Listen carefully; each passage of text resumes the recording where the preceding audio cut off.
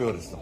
So ఏంటి అసలు ఇంత హైడ్రామా ఇంత ఎపిసోడ్ డిపోకి తీసుకెళ్లకుండా అడ్డుకోవడం ఈ ఎపిసోడ్ అంతా ఎట్లా చూస్తారు మీరు? ఇప్పుడు లాస్ట్ కు వాళ్ళ కొడుకును కూడా కొట్టి వాళ్ళ కొడుకును కూడా అరెస్ట్ చేయడం దాని మూర్ఖత్వం ఉంటుందా అని? ఇంత అరాచకమా? ఇంతనా?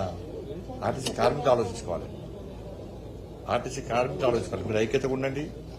ఆత్మహత్యలు చేసుకుంటే గిరి ఇబ్బంది. ఆత్మహత్యలు చేసుకోండి. వాళ్ళ కుటుంబం చూడండి. వాళ్ళ కుటుంబాన్ని ఎవరు చదువుకోవాలి? ఈ ప్రభుత్వం చదువుకుంటుంది ఏంది? 10 మంది రేపు వస్తారు, మళ్ళీ 6 రోజుల తర్వాత అంతా మర్చిపోతారు. ఆత్మహత్యలు చేసుకోండి. ఇవాళ ఆయనకి సొంత ఇల్లు లేదు, పాపం సొంత ఇల్లు లేదు. బిచ్చం 10 లక్షలు ఇస్తారు. 10 లక్షలు 10 లక్షల ఆటలకు పాటల పాటలకు వాళ్ళు వీళ్ళకు గట్టిగా రోడ్డు వేయటలు పిలుస్తారు. పేపర్ల కోసం, టీవీల కోసం, పబ్లిసిటీ కోసం కోర్టు పనిస్తారు. సరే, ఇవాళ ఎక్కడన్నా ఇస్తే ప్రోత్సహించడం కాబట్టి నేను అంటున్నా ముఖ్యమంత్రి గారిని, మీరు తర్వాత రహస్యంగానైనా రండి, మీ అధికారులను పంపండి, వాళ్ళ కుటుంబాలను ఆదుకునే ప్రయత్నం చేయండి. ఎందుకంటే నేరుగా ఎక్కువ సహాయం చేస్తామంటే దీన్ని ప్రోత్సహించిన వాళ్ళం అవుతాం.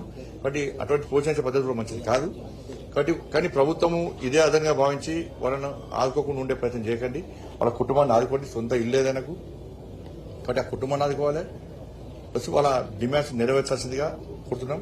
ఆర్టీసీ కార్మికులకు మళ్ళీ 2 చేతులు జోడించి మొక్కుతున్నాం. ఆత్మహత్యలు మంచి పద్ధతి కాదు. ఇవాళ మనము మీరు స్ట్రైక్ చేయాలి. ఇప్పుడు ఆత్మహత్య చేసుకుంటే ఉన్న సమయం అంతా కూడా ప్రభుత్వం డైవర్ట్ చేసే ప్రయత్నం చేస్తున్నారు. ఆత్మహత్య సరైన కాదు, మంచి పద్ధతి కాదు. కుటుంబాలు బదలపడుతున్నాయి.